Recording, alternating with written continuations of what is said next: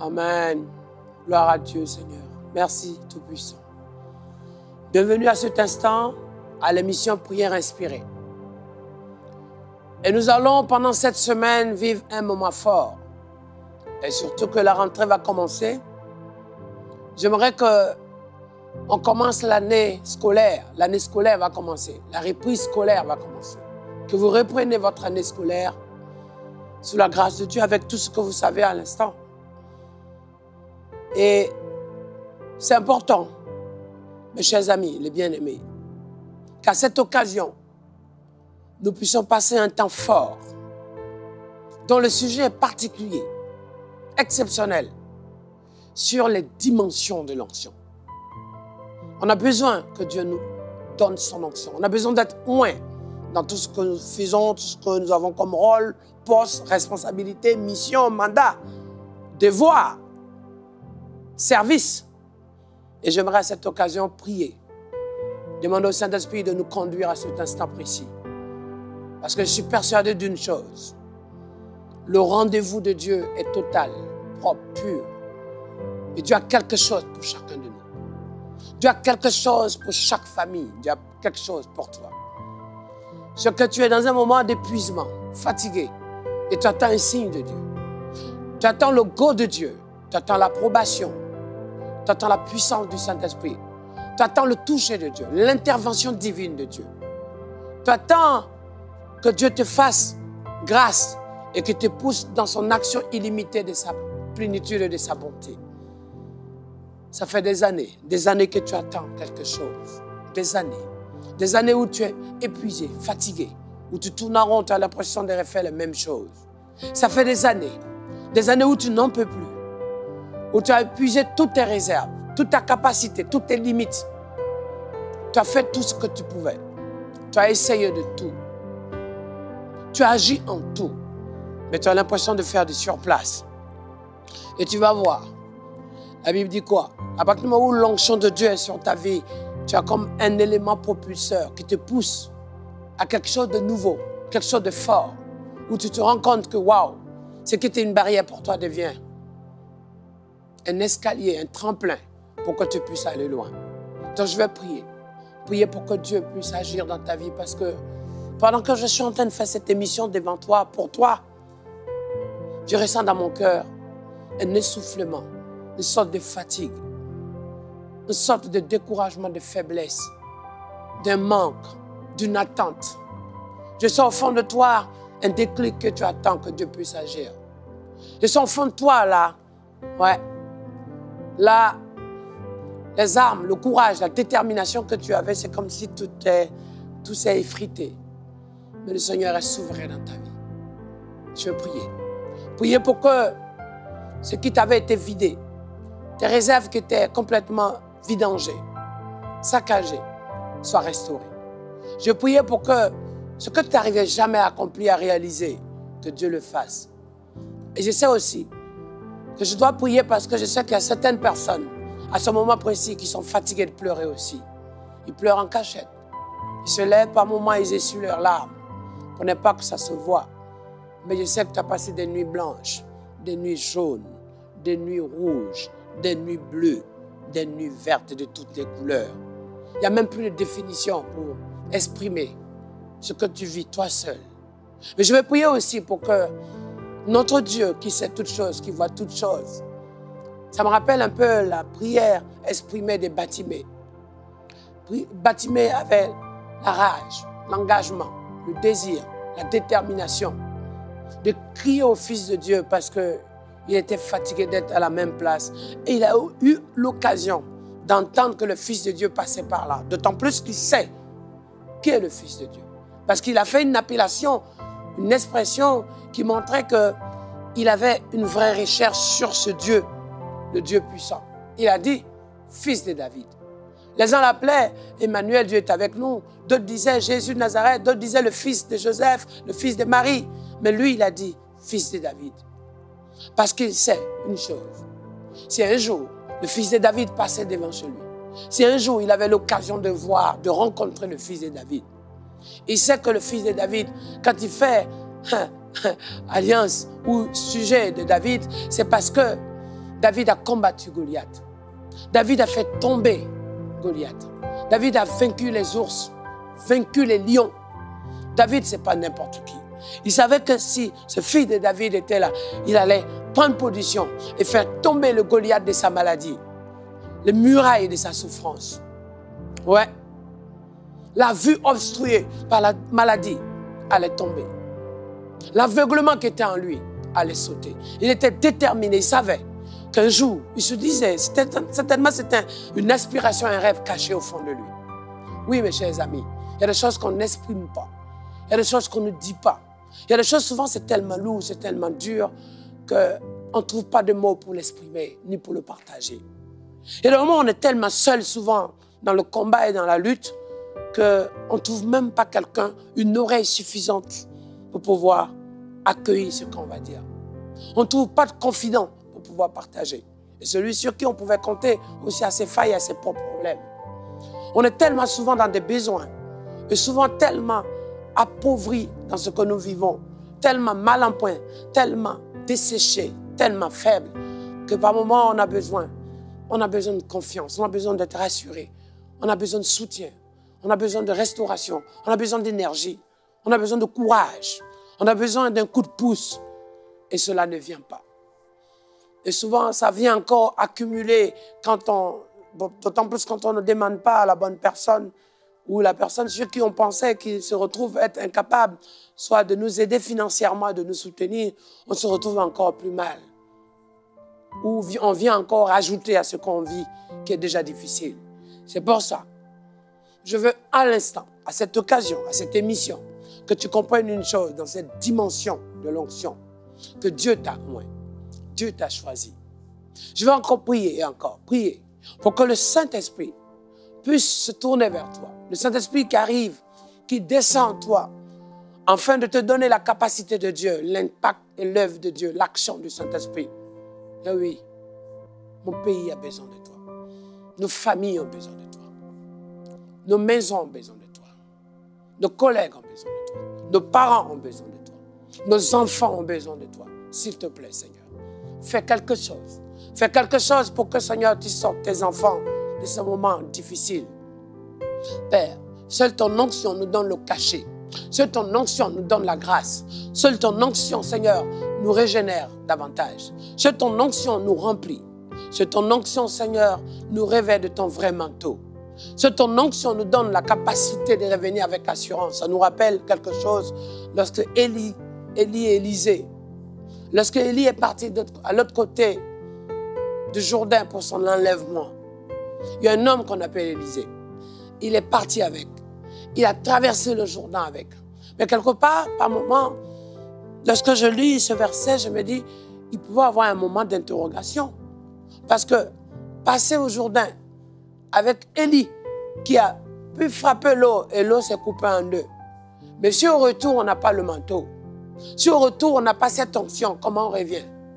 Comment on revient? Comment on traverse le Jourdain? Comment on revient après en place? C'est pour ça que, quelque part, les enfants des prophètes, quand ils se moquaient un peu, ils tenaient des propos envers Élisée. C'est compréhensible. Ils ont pris le côté humain, en fait. Ce qui arrive souvent. Bon, si je me lève, oui, je sens que Dieu veut que je travaille pour lui.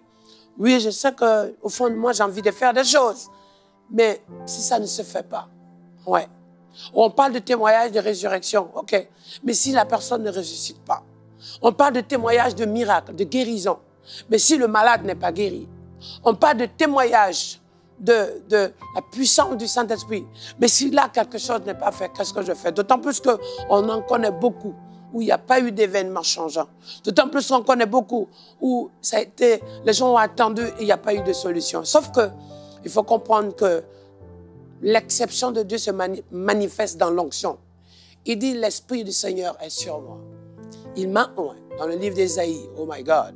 Dans le livre de Luc chapitre 4, cela va se manifester. L'Esprit du Seigneur est sur moi. Il m'a oint.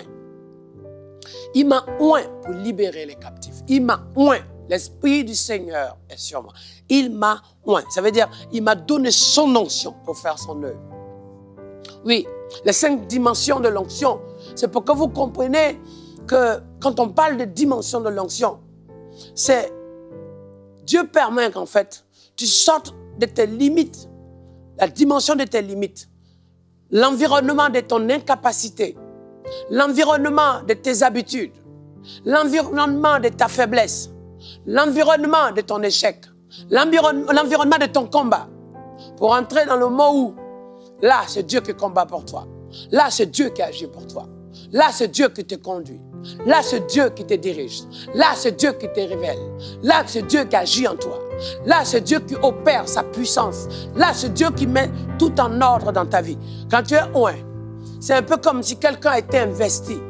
C'est comme si un maire avait été élu, il a été investi maire. Un président a été élu, il a été investi. Un gouverneur a été élu, il a été investi. C'est tellement le même père de famille. Oui, c'est le même fils. Oui, c'est le même frère, c'est le même ami. Sauf que là, il est investi de l'autorité au nom du peuple, au nom de la nation, au nom du département ou de la ville ou de la structure dans laquelle, ou du pays, selon la proportion de son pouvoir. Oui, ça veut dire que tu es investi. Quand tu es loin, ça veut dire que tu es investi par Dieu. Investi par Dieu pour parler de la part de Dieu, pour prier au nom de l'Éternel. Oui. Tu investis, tu passes de celui qui était inconnu, celui qui parlait sans que personne n'écoute, celui qui pouvait se lever pour qui on ignorait, celui qui pouvait essayer de faire des choses avec ses propres moyens. Mais là, tu as les moyens de la nation, tu as les moyens de la ville, les moyens du royaume de Dieu, c'est l'équivalent. Le maire a les moyens de la ville, le président a les moyens du pays, les ressources du pays.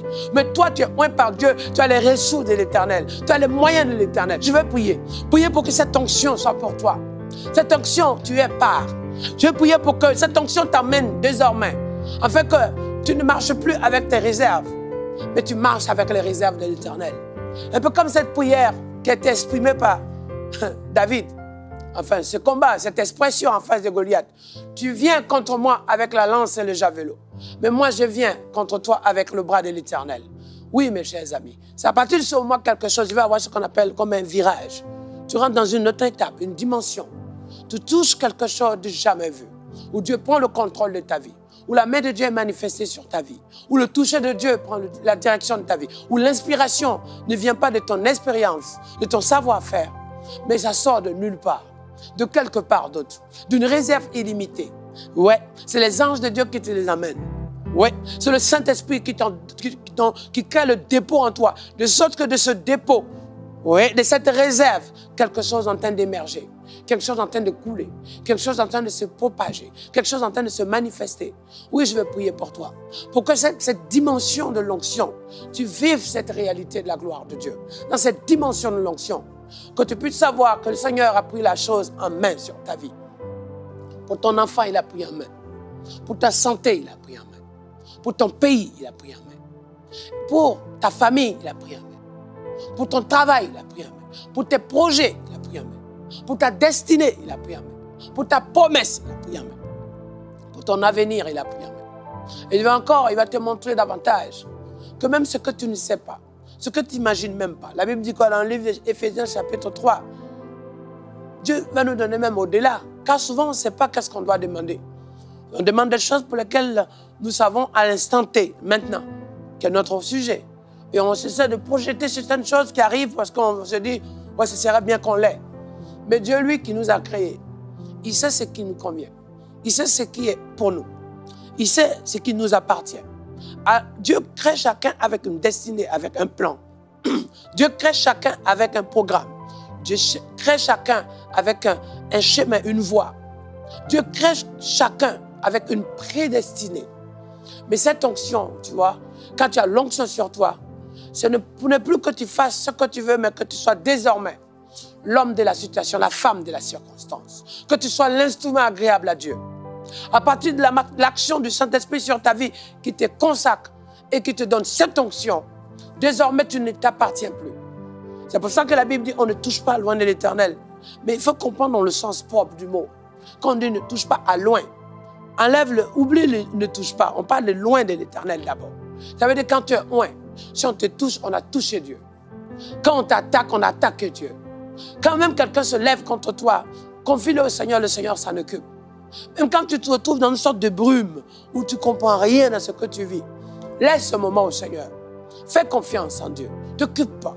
Tu sais une seule chose. Si c'est toi en temps normal, tu ne tiendras pas. Tu ne resteras pas debout. Tu ne pourras rien faire.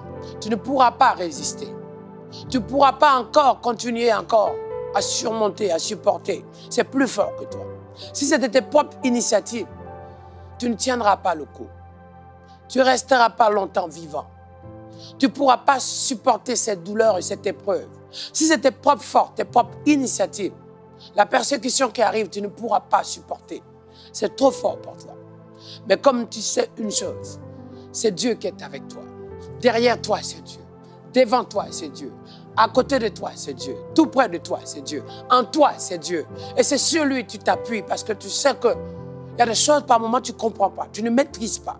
Il y a des choses que tu n'arrives pas à saisir. Il y a des choses qui te débordent. Et au moment où tu fais des choses en te disant, waouh, est-ce que j'ai bien fait? Est-ce que je vais pouvoir tenir le coup jusqu'au bout? Est-ce que je vais encore, cette nuit, je ne sais pas si je vais pouvoir me réveiller? Est-ce que je vais arriver la semaine prochaine? Est-ce que mes finances peuvent tenir encore? Est-ce que, comme cette femme qui avait, cette veuve avec ses enfants, qui avait juste un dernier pot de plat d'huile à faire avant de peut-être aussi s'attendre à la mort. Elle s'est dit, mais voilà, il n'y a plus rien. Mais l'homme de Dieu lui a dit quelque chose de spécial. Enferme-toi dans ta chambre. Amen. Comme Jésus dit, enferme-toi dans ta chambre. Commence à prier. Oh yeah. Ça veut dire qu'à partir de ce moment-là, le doigt de Dieu vient.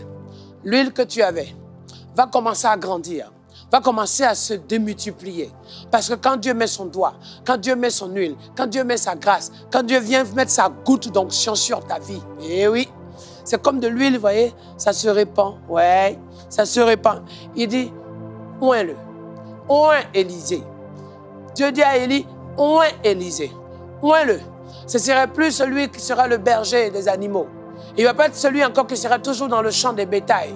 Mais ce sera un homme que Dieu va utiliser puissamment. Un instrument qui va faire fort.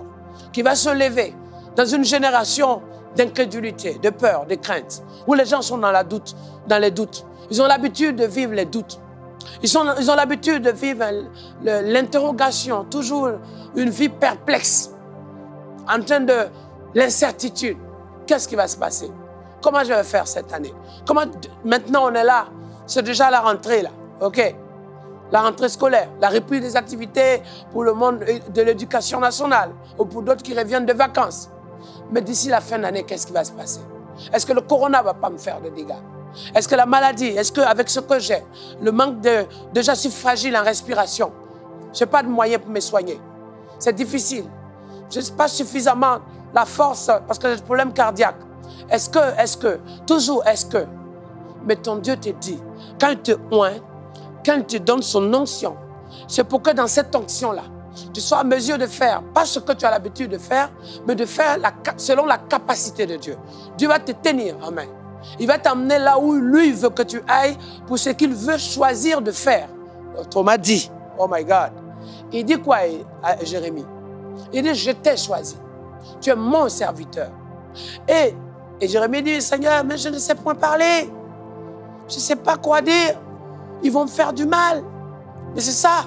J'ai peur. Le Seigneur dit, ne les crains point. Car, déjà, premièrement, ne les crains point. D'une manière de lui dire, j'envoie mes anges pour te garder. Ma main est sur toi. Ma protection divine est sur ta vie. D'ailleurs, plus tard, tu vas voir le verset dans le même chapitre 1. La Bible dit, ils te combattront tous. Ils te feront la guerre, mais ils ne te gagneront pas. Tu seras combattu. Parce que l'onction qui est sur toi fait que, même quand on te combat, on t'attaque, on te bouscule, on te envoie des coups. Mais les gens se disent, mais comment il fait pour tenir? La main de Dieu est sur toi. La gloire de Dieu est sur toi. La puissance du Saint-Esprit est sur toi. Je veux prier pour que tu arrives à cette étape-là où le Seigneur dit à Jérémie, et ne crains plus. Dans le ne pas craindre, il dit, je mettrai mes paroles dans ta bouche. Ne te dis pas qu'est-ce que je vais dire. N'aie pas peur de comment tu vas parler. Dieu va t'inspirer. Il va te révéler. Il va te diriger. Il va te surprendre. Il va agir en toi. Il va se manifester à ta place. Oh my God. Par le moment où tu es en train de chercher, l'inspiration va arriver. Le message va arriver. Au moment où peut-être, ça fait des années que tu cherches dans des endroits où tu n'as pas trouvé, dans ce même endroit, parce que tu es loin pour faire l'œuvre de Dieu, la provision va sortir. Ouais, La visitation de Dieu va se manifester de sorte à créer les circonstances pour que tu aies la capacité, la grâce de Dieu. Je vais encore te dire, dans cette dimension de l'onction, je veux prier pour toi, dans ces 5 dimensions, pour que tu comprennes que le temps est venu, pour que de tes propres yeux, tu contemples la gloire de Dieu. Je veux prier pour que tu ne sois pas là en train de seulement témoigner ce que les gens vivent, ce qui arrivait à Jérémie, parce qu'en face de lui, il y avait ces gens importants, intelligents, capables, forts, expérimentés. C'est la même chose avec David. Ses frères étaient plus grands que lui. Lui, il était le plus petit. Gédéon, c'était la même chose. Le plus pauvre, le plus petit, le plus faible. La Bible dit quoi? Dieu prend les choses folles, les choses simples, les choses sans valeur, les choses incapables et la transforme à quelque chose de capable, de puissant. C'est pour ça que son nom est Dieu. Il n'est pas Dieu juste par figuration, ni par expression. Il est Dieu parce qu'il peut faire de toi ce qu'il veut. Il peut faire de toi un grand.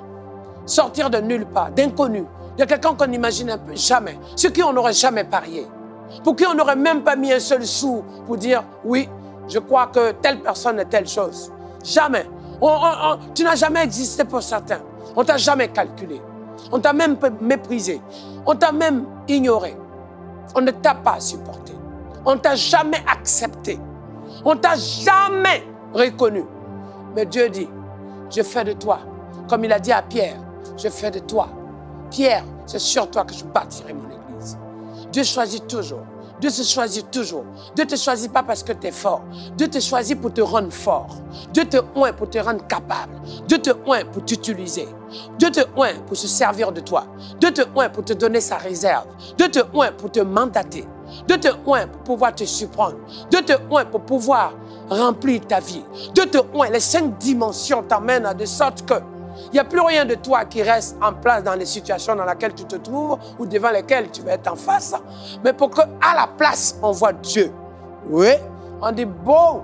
La Bible dit que Samuel grandissait par l'Esprit de Dieu. Badaboum, aïe. Oh Seigneur Jésus, aïe. En l'instant T, je vais te dire, là où tu te trouves, regarde très bien. Regarde autour de toi. Lis bien ta Bible. Tu as pris. Qui était Paul? C'était le persécuteur de l'Église.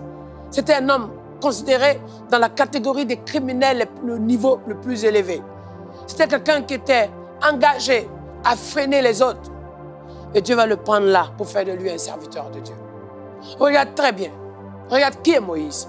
Moïse était juste un enfant né à qui on voulait au moins donner pour au moins espoir de vivre. Oh, une chance. En le mettant dans un panier, le mettant directement le lâchant dans le Nil. De l'enfant qui était nulle part, qui était en train de lutter pour survivre et qu'il fallait à tout prix mettre dans une condition et donner au moins une sorte d'espérance quelque part au milieu de quoi? Des crocodiles, au milieu des serpents. Moïse, c'était qui? Comprends très bien. Un enfant abandonné. C'était qui Joseph? Quelqu'un qu'on avait vendu. Mais vous voyez, quand Dieu a oint Joseph, c'est devenu un homme élevé, seulement de nulle part, sortir de zéro. C'est pour ça aujourd'hui, je ne sais pas ce que tu vis, mais je sais une seule chose. Je veux que cette onction-là, que tu puisses l'avoir. Je prie, parce que le Seigneur t'a donné la grâce de pouvoir entrer dans cette onction.